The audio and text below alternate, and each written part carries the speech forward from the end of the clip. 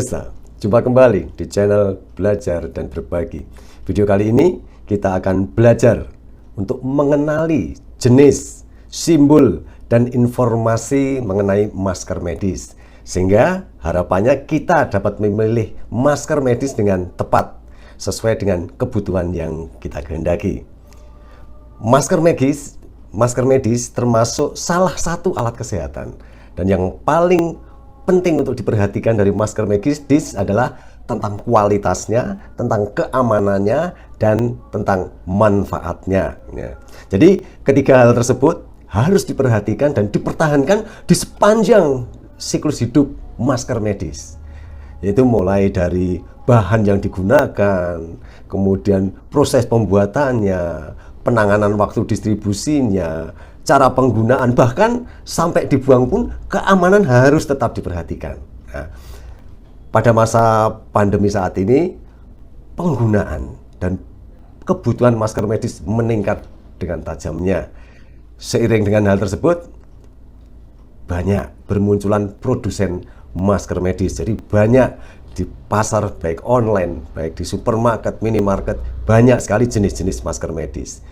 Untuk menjamin masker medis yang beredar mempunyai kualitas, keamanan, dan manfaat yang memadai, maka pemerintah dalam hal ini Badan Standarisasi Nasional pada tahun 2020 telah menerbitkan Standar Nasional Indonesia mengenai masker medis, yaitu dengan judul Masker Medis Persyaratan dan Metode Uji. Dengan adanya standar tersebut, tentu saja produsen masker medis wajib memenuhi persyaratan standar tersebut.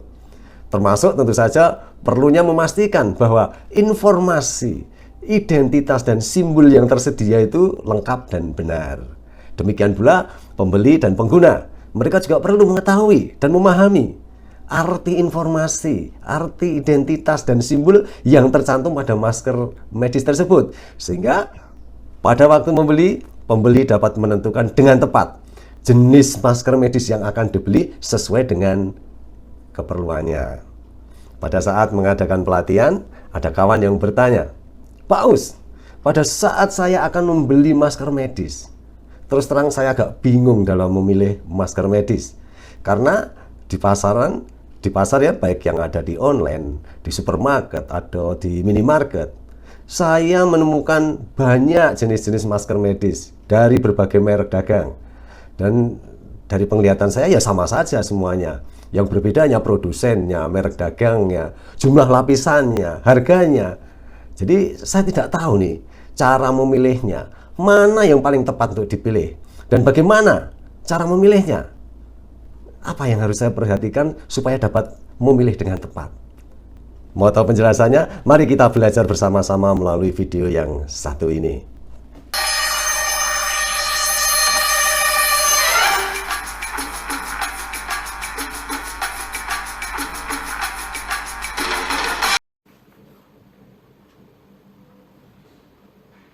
Pemirsa, salah satu cara untuk penggunaan masker secara efektif dalam konteks memastikan keamanan dan manfaatnya, yaitu dengan memahami informasi dan simbol yang ada pada masker medis. Untuk memahami pentingnya informasi dan simbol, terlebih dahulu tentu saja kita juga perlu mengenal klasifikasi masker medis, kemudian fungsi konstruksi dan material yang digunakan, fungsi kinerjanya, dan selanjutnya baru kita akan mengenal label, simbol, identifikasi, informasi yang tersedia di dalam masker medis. Untuk menjelaskan itu semuanya, saya menggunakan referensi. Salah satu referensinya yaitu SNI 14683. SNI 14683, yaitu dengan judul Masker Medis Persyaratan dan Metode Uji. Kemudian untuk menjelaskan tentang simbol, saya juga menggunakan referensi, yaitu EN980. Ini mengenai simbol untuk digunakan dalam pelabelan alat kesehatan. Untuk simbol saya juga menggunakan referensi dari standar Amerika, ANSI dan AMI, ISO 231-1. Nah, ini tentang simbol. Simbol ini sifatnya global. Maksudnya adalah bahwa simbol ini harus dapat dipahami oleh orang seluruh dunia. Jadi simbol ini tidak akan sembarangan, tapi harus sesuai dengan ketentuan-ketentuan yang ada sehingga semua pihak, seorang seluruh dunia itu paham. Oh, kalau simbol ini artinya ini, simbol ini artinya ini. Itu tentang simbol. Kemudian tentang informasi yang disediakan oleh produsen. Ini saya menggunakan BSEN 1041. Ini juga standar dari Eropa. Informasi yang disediakan oleh produsen alat kesehatan. Jadi informasi itu juga tidak sembarangan, asal copy paste atau asal menyalin dari tempat lain, tidak, tetapi ada aturannya, ada urutannya nanti. Kemudian yang berikutnya saya juga menggunakan ISO 10993-1, yaitu mengenai evaluasi biologis. Jadi part 1 ini merupakan evaluasi dan pengujian di dalam proses pengelolaan risiko. Nanti kita akan bicara bahwa di dalam masker medis itu banyak risiko yang harus dikelola. Ya, itu tadi adalah referensi yang kita gunakan bersama untuk belajar kita pada video kali ini. Pertama, kita akan perlu mengetahui dulu tentang definisi dan tujuan penggunaan masker medis. Masker medis didefinisikan sebagai alat kesehatan yang menutup mulut dan hidung sehingga memberikan fungsi penghalang. Untuk apa? Untuk meminimalkan penularan langsung dari agen infeksi di antara perawat kesehatan atau para medis dengan pasiennya. Karena penularan agen infeksi yang terbawa cairan ini dapat terjadi melalui percikan. Percikan. Jadi sebagai contohnya, nanti masker medis tipe 2R ini memang dirancang untuk tahan, untuk dapat menahan percikan dari pemakainya dan melindungi percikan dari orang lain. Nah, jadi tadi ya digunakan untuk menahan percikan dari pemakainya, percikan keluar ya, dan dia juga melindungi percikan dari orang lain yang masuk ke dalamnya.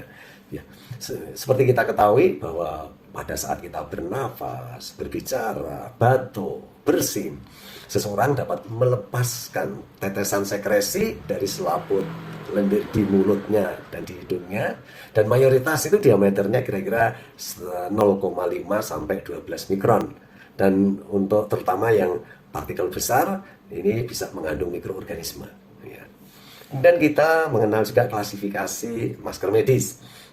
Di dalam standar SNC tersebut mengklasifikasikan masker medis itu menjadi 2 tipe, yaitu tipe 1 dan tipe 2. Dasarnya dari mana itu klasifikasinya? Yaitu dasarnya dari efisiensi penyaringan bakteri. Kita bicarakan satu persatu. Masker medis tipe 1 itu dimaksudkan untuk digunakan oleh pasien dalam rangka mengurangi risiko penyebaran infeksi, terutama dalam situasi pandemi atau epidemi ya. Dan masker tipe 1 ini tidak dimaksudkan untuk digunakan oleh profesional perawat kesehatan atau para medis, baik di ruang operasi maupun di tempat-tempat tata cara medis yang lainnya. Dan masker tipe 2 ini, kemudian masker tipe 2 pada prinsipnya dimaksudkan untuk digunakan oleh profesional perawat kesehatan atau para medis, baik di ruang operasi maupun di tempat-tempat medis yang lainnya. Dan masker tipe 2 ini masih dibagi lagi menjadi 2 dan 2R. Dasarnya apa nih? Yaitu dasarnya adalah ketahanan terhadap percikan. Ya.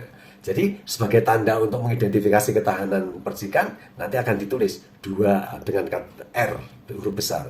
Jadi 2R artinya masker itu tipe 2 yang tahan terhadap percikan. Ya. Kemudian kita akan belajar tentang material dan konstruksinya. Masker medis sebagai alat kesehatan umumnya terdiri dari lapisan filter yang ditempatkan di antara 2 lapisan kain. Filter diletakkan di antara 2 lapisan air. Dan masker medis ini tidak boleh hancur, tidak boleh robek, tidak boleh pecah selama digunakan. Dan dalam pemilihan bahan filter dan lapisannya ini sangat penting. Karena ya tadi bisa mempengaruhi kinerjanya, mempengaruhi keamanannya, mempengaruhi manfaatnya. Dan salah satunya juga yang harus diperhatikan adalah kebersihannya. Ya, kebersihannya. Filter ini merupakan bahan yang digunakan sebagai pemisah secara mekanik dan fisik, pemisah. Selain itu juga untuk mengendapkan partikel aerosol, baik cairan maupun padat, dari udara yang dihirup atau udara yang dihembuskan. Itu salah satu itu fungsinya, fungsi dari bahan filter tadi. Apa yang dimaksud aerosol yaitu suspensi gas dari partikel padat atau partikel cair ya. Jadi kemampuan atau kapasitas filtrasi bahan masker medis itu sangat berbeda-beda, tergantung dari media filternya tadi. Ya. Kemudian persyaratan masker medis seperti yang tercantum di dalam standar SNI tadi. Jadi ada 4 parameter utama. 4 parameter utama itu apa? 1. Efisiensi penyaringan bakteri, sering disebut BFE. Kemudian kemampuan bernafas. Yang ketiga, ketahanan percikan. Keempat, kebersihan bakteri, dari bakteri ya, kebersihan bakteri. Itu 4 parameter utama. Ada syarat-syarat yang lain, yaitu syarat biocompatibility atau biokompatibilitas. Kemudian syarat dari simbol, identitas, informasi yang harus ada di dalam masker medis. Kita pelajari satu persatu. Efisiensi penyaringan bakteri, ini parameter utama yang pertama ya, atau disebut BFE. Efisiensi penyaringan bakteri ini menggunakan satuan persen. Pengujiannya biasanya menggunakan suspensi bakteri yang sudah diketahui jumlahnya, ditiupkan ke dalam masker, tentu saja ya, dalam kondisi yang terkontrol itu. Kemudian dihitung nih jumlah bakteri yang dapat melewati masker tersebut. Muncullah persentasenya. Jadi metode uji BFE ini digunakan untuk mengukur efisiensi filtrasi bakteri atau BFE. Panjangannya adalah Bacterial Filtration Efficiency dari suatu bahan masker medis. Efisiensi penyaringan bakteri jadi didefinisikan sebagai efisiensi bahan masker medis untuk menghambat penetrasi bakteri. Itu definisinya. Jadi saat dilakukan pengujian, tentu saja dengan metode yang sudah ditentukan ya, sudah ditetapkan ya, maka BFE masker medis tadi harus sesuai dengan nilai minimum yang disyaratkan di setiap tipe. Jadi contohnya tipe 1 syaratnya itu ya BFE-nya harus lebih besar atau sama dengan 95%. Tipe 2 dan 3, tipe 2 dan 2R syaratnya harus minimum sama atau lebih besar dari 98%. Ya. Kemudian yang kedua, parameter kedua yaitu kemampuan bernafas. Jadi tekanan diferensial itu menjadi indikator kemampuan bernafas dari suatu masker medis. Jadi tekanan diferensial ini didefinisikan sebagai permeabilitas udara dari masker medis. Ini diukur dengan menentukan perbedaan tekanan nih pada masker medis dalam kondisi tentu saja yang terkontrol ya, baik aliran udaranya, suhunya, kelembabannya itu sudah dikontrol atau tertentu. Tekanan diferensial ini biasanya menggunakan satuan Pascal per centimeter persegi. Dan pengujiannya udara tertentu tadi dalam kondisi terkontrol ditiupkan ke masker dengan tekanan tertentu ya. Kemudian tekanan udaranya itu diukur dan selisih tekanan itulah sebagai ukuran tekanan diferensial yang mencerminkan kemampuan bernapas. Dan saat diuji tentu saja tekanan diferensial dari masker medis ini harus memenuhi syarat untuk setiap tipenya, tipe maskernya. Persyaratan kinerjanya itu jadi untuk tipe 1 dan tipe 2 itu harus lebih kecil dari 40 Pascal per centimeter persegi. Sedangkan kalau untuk tipe 2R dia harus lebih kecil dari 60 Pascal per centimeter persegi. Berikutnya yaitu tentang ketahanan percikan, yaitu parameter yang ketiga ya. Jadi ini tekanan resistensi percikan, satuannya biasanya kilopascal. Ketika diuji sesuai dengan metode yang sudah ditentukan ya, maka ketahanan masker medis terhadap penetrasi percikan cairan harus sesuai dengan nilai minimumnya. untuk tipe 1 dan 2 tidak dipersyaratkan untuk pengujian ketahanan percikan ini, karena memang tipe 1 2 itu tidak dirancang untuk ketahanan tidak dirancang untuk terhadap ketahanan percikan. Yang dirancang terhadap ketahanan percikan adalah tipe 2R. Tipe 2R ini harus lebih besar ketahanannya, ya, ketahanan percikannya harus lebih besar dari 16 kilopascal. Ketahanan percikan ini didefinisikan sebagai kemampuan masker medis untuk menahan penetrasi darah sintetis pada tekanan tertentu. Itu definisinya seperti itu. Kemudian kebersihan mikrobanya atau sering disebut bioburden. Ini merupakan parameter keempat yang utama, yaitu kebersihan mikrobanya. Ini biasanya menggunakan satuan CFU per gram, colony-form unit. Ya. Ini semua tipe sama, baik tipe 1, tipe 2, tipe 2R harus mempunyai bioburden lebih kecil dari 30 CFU. Syarat lainnya tentang biocompatibility. Jadi untuk kepentingan evaluasi biologis, maka alat kesehatan itu diklasifikasikan berdasarkan sifat kontaknya dan durasi kontak terhadap jaringan kita, jaringan manusia saat menggunakan. Jadi masker medis ini sebagai alat kesehatan, sifat kontaknya apa nih? Sifat kontaknya permukaan kulit. Kemudian lamanya, durasinya tidak lebih dari 24 jam. Nah, jadi dari sana nanti akan disimpulkan kira-kira evaluasi biologis yang dibutuhkan apa saja nih.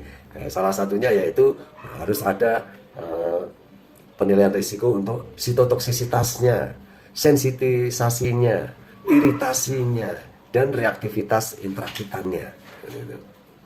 Tes sitotoksisitas ini umumnya menggunakan teknik kultur sel yang dapat digunakan untuk menentukan nih berapa jumlah sel yang mati, bagaimana nih penghambatan pertumbuhan selnya, bagaimana pembentukan koloninya, dan efek-efek lain pada sel yang disebabkan oleh masker medis tersebut. Yang berikutnya yaitu tes sensitisasi. Ini dapat digunakan untuk memperkirakan potensi kepekaan kulit kita ini pada saat kontak dengan masker medis. Material yang ada dalam masker medis ini ada kemungkinan mengalami leaching. Leaching itu apa ya? Larut. Ya, leaching. Jumlahnya kecil mungkin, Tapi walaupun jumlahnya kecil, kalau ini berulang-ulang dapat menyebabkan masalah. Maksudnya dalam menyebabkan alergi. Jadi tes ini penting karena paparan yang berulang-ulang dari produk yang leaching tadi, produk leaching dari masker medis tadi, walaupun jumlahnya kecil, ini bisa menyebabkan sensitisasi dan mungkin reaksi alergi. Kemudian yang berikutnya yaitu uji iritasi.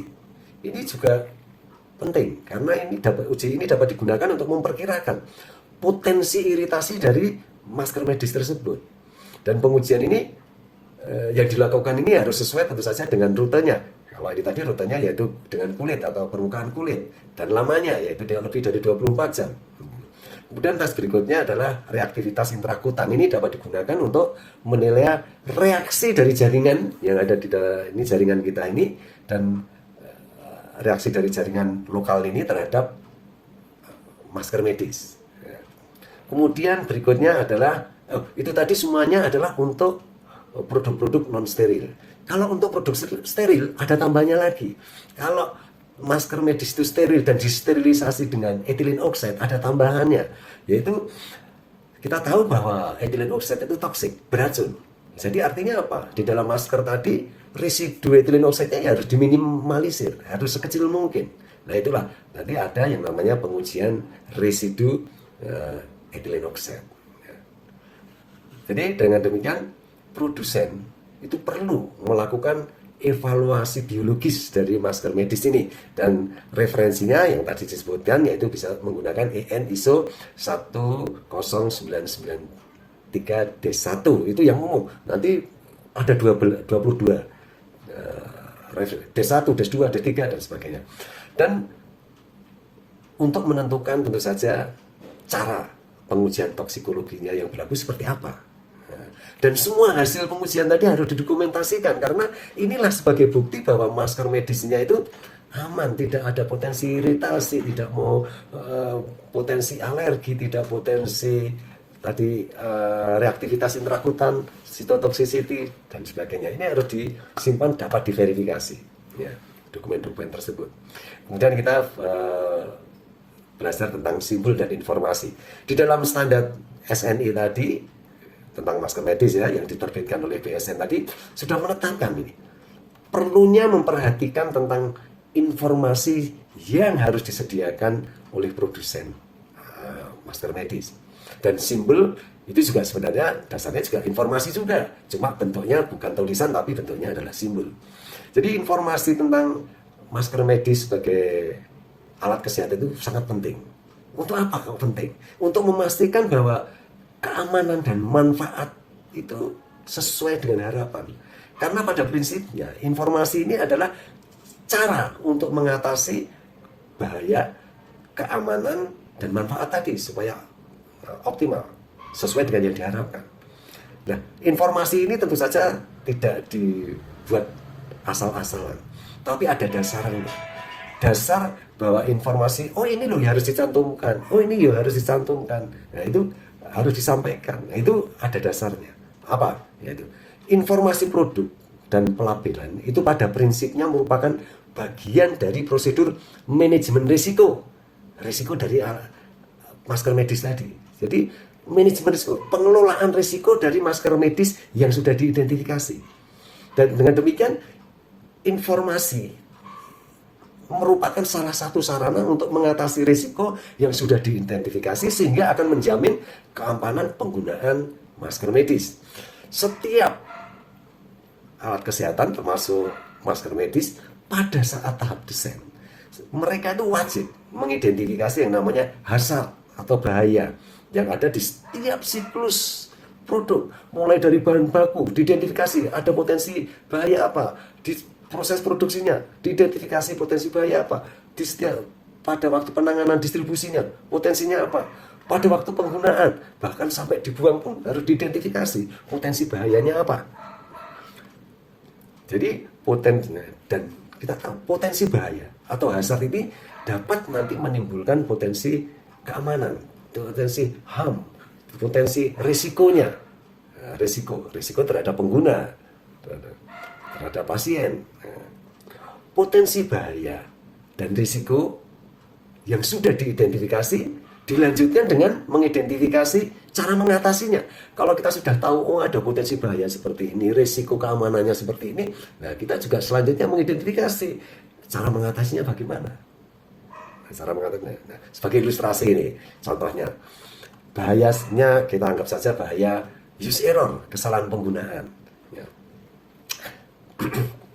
Pada saat digunakan atau saat menggunakan masker medis, itu jelas masker medis ini sudah terkontaminasi, dan karena sudah terkontaminasi dia menjadi sumber kontaminan. Kemudian cara penggunaannya, cara melepasnya nih, cara melepasnya itu tidak ada panduannya, maka pengguna bisa saja menyentuh badan masker yang tadi sudah terkontaminasi tadi, sehingga apa? Sehingga tangan pengguna ini ya akan terkontaminasi, sehingga akan membahayakan si pengguna itu sendiri atau orang lain. Nah, ini jadi itu pentingnya. Jadi oleh karena itu harus ada informasi. Oh, kalau melepas harus begini, harus begitu. Ya. Itu ilustrasi atau contoh pentingnya informasi berdasarkan hasil identifikasi bahaya yang ada, risiko yang ada, dan cara mengatasinya. Oke. Tentang biocompatibility, kita sudah belajar tentang biocompatibility dan juga tentang sedikit manajemen risiko ya, manajemen risiko. Apa saja nih jenis-jenis pengujian biocompatibility? Kemudian di risiko tadi jenis-jenis hazard itu apa saja? Bahayanya apa saja? Kita memerlukan belajar di video yang terpisah. Tapi bagi pemirsa yang ingin mempelajarinya bisa membaca di dalam tulisan-tulisan yang sudah saya buat di usmanswanti.blogspot.com. Di sana lebih dari 50 tulisan yang terkait dengan alat kesehatan, termasuk di situ tentang manajemen potensi bahaya-bahaya risiko tadi, kemudian ada tentang masker medis, tentang masker kain, biocompatibility, desain, dan sebagainya. Di sana ada. Baik, selanjutnya kita akan belajar tentang informasi dan simbol yang harus tersedia pada masker medis. Demikian pentingnya sehingga begitu pentingnya informasi ini sebagai cara untuk mengatasi bahaya yang diidentifikasi pada saat desain produk. Apa nih informasi yang harus tercantum di sana? Satu, nomor standar SNI yang diterapkan. Jadi kan harus tercantum tuh. Misalnya SNI EN 14683. Nah, itu dicantumkan.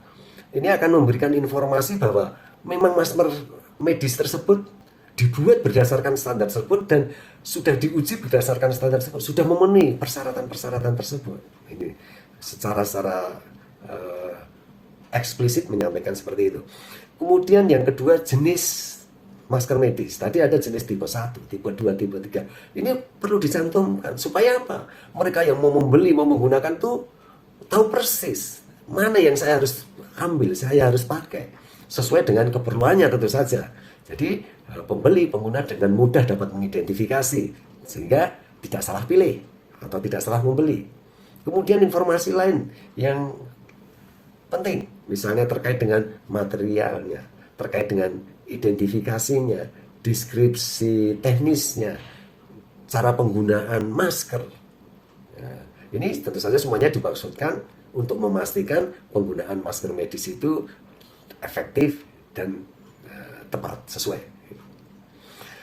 Selain mencantumkan informasi tersebut, di dalam standar SNI tersebut juga menyebutkan perlunya memperhatikan simbol-simbol yang digunakan bersama label masker medis. Ya.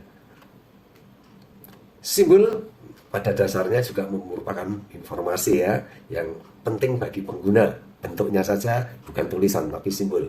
Ya, contoh simbol nih yang biasa digunakan yaitu simbol jangan digunakan ulang. Ya, don't reuse, use by, batch code, date of manufacture, sterile, misalnya, non-sterile, katalog number, caution, precaution, warning, dan sebagainya. Jadi itu simbol-simbol yang memang ya harus diketahui oleh pengguna supaya pengguna masker itu dapat menggunakan dengan efektif. Ya, kemudian tentang informasi. Informasi ini termasuk tentu saja ya informasi instruksi penggunaan. Karena masker medis bekas dianggap sangat terkontaminasi, maka penting untuk menyampaikan informasi mengenai hal-hal berikut. Misalnya, ini nyambung dengan contoh tadi, yaitu misalnya badan masker tidak boleh tersentuh oleh jari atau tangan pemakainya. Misalnya, tangan perlu didisinfeksi setelah melepaskan masker. Kemudian masker harus dipakai menutup hidung dan mulut pemakainya. Jangan sampai masker tergantung di leher pemakainya. Masker bekas harus dibuang dengan cara seperti ini. Karena masker bekas juga potensi bahaya terhadap keamanan. Itu contoh informasi penggunaan. Ya, demikian tadi kita belajar mengenai pentingnya, mengenai identitas, simbol, dan informasi pada masker medis. Simbol dan informasi mempunyai maksud untuk penggunaan yang aman dan sesuai, tentu saja dengan manfaat yang sesuai seperti yang diharapkan. Oleh karena itu, simbol dan informasi yang tersedia itu harus lengkap dan benar. Yaitu dengan cara tadi, melakukan identifikasi secara sistematis, mulai dari mengidentifikasi hazardnya, bahayanya di sepanjang siklus hidup masker, kemudian mengidentifikasi keamanan, HAM-nya, resikonya dari bahaya-bahaya tersebut, kemudian mengidentifikasi cara mengatasi risiko yang sudah diidentifikasi tersebut, dan mengatasi cara risiko dan keamanan tersebut sebagian dinyatakan dalam bentuk simbol dan informasi. Itu ya, itu kita sudah belajar itu. Harapannya tentu saja kita dapat memilih masker dengan mudah sesuai dengan kebutuhan kita, sehingga keamanannya, kualitasnya, manfaat penggunaan masker tetap dapat dijaga dengan baik. Semoga bermanfaat. Jumpa kembali di video selanjutnya dengan topik yang berbeda. Sampai jumpa.